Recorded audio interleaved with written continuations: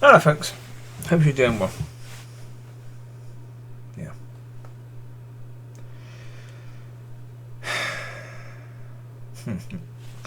Yes, I've got that situation. Yeah. We'll put it this way, I've known this person, this individual, for got to be at least 20 years. At least 20 years. Yeah, just a bit more. And it is a case with this individual. After a few years of knowing him, you say no more. You don't want him in your life anymore because, yeah, speaking to him and conversations with him is really difficult because, yeah, he wants arguments and he wants to trap you all the time. So basically, he would say something, ask you a question, which really is a trap. If you say this or that, or this or that, he says, haha, wrong. This is the answer. Ha, I'm better than you. And he would do this all the time. Yeah. I used to know him as the joy robber. That if you turned up at his place and you were joyful, you would leave it with no joy. So yeah, after a year or two of that, you just no more, and just wouldn't speak to him for a good 3, 4, 5, 6 or more years. Yeah. So I tried to phone him a few years ago, and his wife answered and said that he wasn't living there. Wouldn't tell me why, just that he wasn't living there. Now, I didn't know what was going on. I suspected that maybe there's been issues there, obviously. But I hope that maybe he would learn from this. Maybe he would come back from this and he would be more of the person that he needs to be rather than this, I don't know. If I was asked to describe him, he's someone who's a fighter. You know, he was a fighter, physical fighter, when he was younger. And a conversation with him is about a fight. He has to win. So if he's like that with people, he may eventually be like that with his family. Maybe. Unless they look at him as if he is himself a god. So,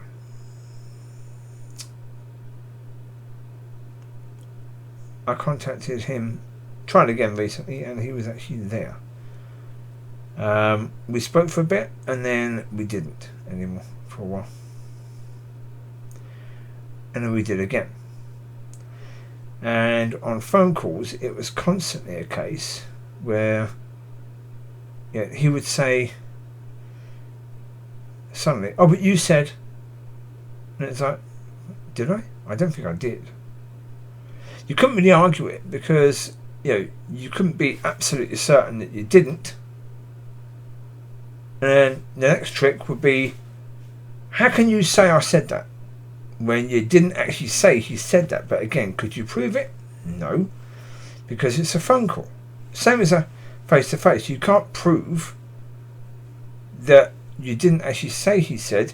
You can say you didn't, but you can't. If he's sort of, you know, really going at you, saying you did, oh but you did, oh but you did, you gotta sort of back down and say, whatever. I'm pretty sure I didn't. We'll have to agree to disagree on that one. But then, because the conversations on the phone stopped and we were only speaking on Facebook Messenger. This is only over the last week. Whenever he accused me of saying something that I didn't say, I had proof.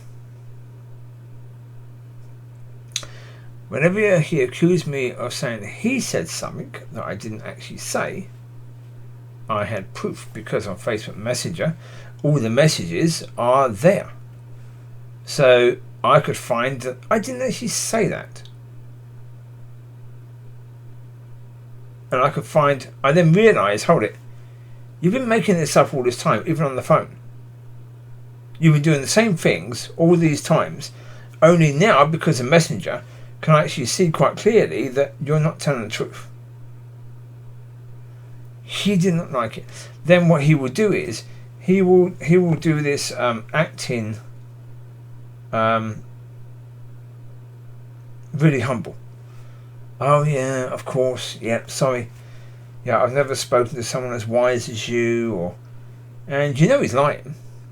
So okay, he claims to be a man of God who goes by the word. So why would he be happily lying constantly? As soon as you ask him that question, how dare you call me a liar? Where did you come to that conclusion? So I sent him a message with all the times that he sent messages that were lies. And not all of them, just some of them. But I quoted 21 messages. He obviously ignored that. So eventually, yes, I just said, right, enough. Because even then he started basically, because of the fact I was calling him on his lies, he decided that he was going to try and drag up anything from my past that he knew about, or even stuff that that didn't even happen, that he's just making stuff up as well. So eventually I said, okay, the reality is I know that I can't trust you. I can't trust that you won't lie. I can't trust that you won't start acting falsely, pretending to be humble when that's a lie. You may count it as a fib. You may count it as a white lie. But it's still a lie. Yeah, and if you think that doing this is fun, it just means that I can't trust you. And if you're going to try and rake up anything from my past as a way of having to dig at me when the conversation isn't quite going your way, again, I can't trust you in that. So that's it. We will have no further conversations. Yeah, if you're supposed to receive what God has given me, you'll have to receive it from someone else, because it won't be through me now. Yeah, that's it. If I can't trust you, we can't talk. Then today, what's he done? Again today, constantly, either bringing up stuff that had happened in the past and trying to attack me with that, or making stuff up, calling me a coward because I'm not responding. What's he trying to do? He's trying to get me to respond. Because it's in our nature that when somebody accuses us of doing something that we didn't do, we want to respond.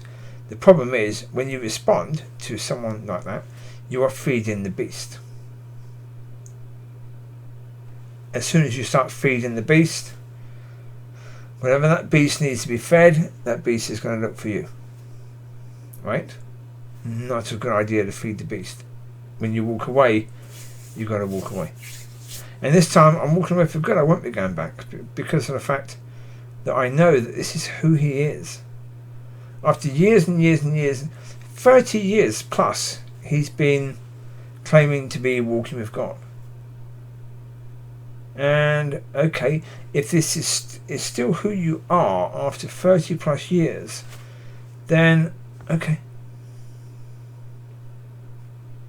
Yeah. I need to move on, and I need to realise I can't go back.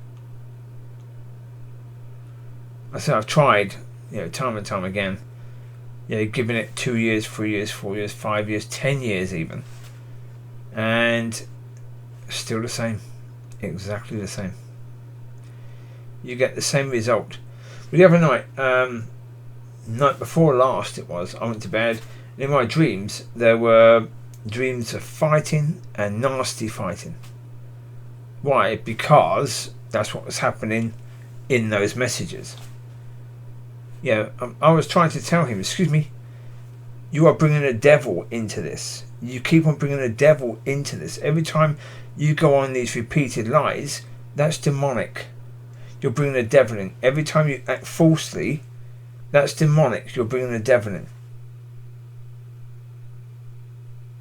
And then when you start getting all aggressive and you start doing all this crap, then that's revenge, or that's just trying to get another reaction. And as Father said, we need to react the way he does, and that's by not reacting. Because it's just darkness, and yeah. It was quite cool actually, because I said to God, okay, I've been talking about the tree of knowledge of good and evil, and here we have a person who's bringing up all the good that he's supposedly done, all the evil I've supposed to have done in the past. Yeah. Someone who's very much of the tree. Yeah, okay. And the thing of it is, we all know people, or most of us know people that are actually quite similar to that. So, yeah. As I've said before, if you have toxic relationships, then the thing to do is let them go. Let them go. Yeah, if God wants that person in your life in the future, God will bring that person back. Simple as that. If God wants those people to receive from you, or to receive what God has given to you, either he will use you, or he will use someone else to make sure that person receives. It is not your job to put up with toxic relationships. It doesn't serve you. And that's the point. If relationships aren't serving you, then they're not for you. So, yeah. Enjoy. I will leave you now. Sleep well, sweet dreams, God bless. And, yeah, I'm going to bed now, by the way. Enjoy. Bye-bye.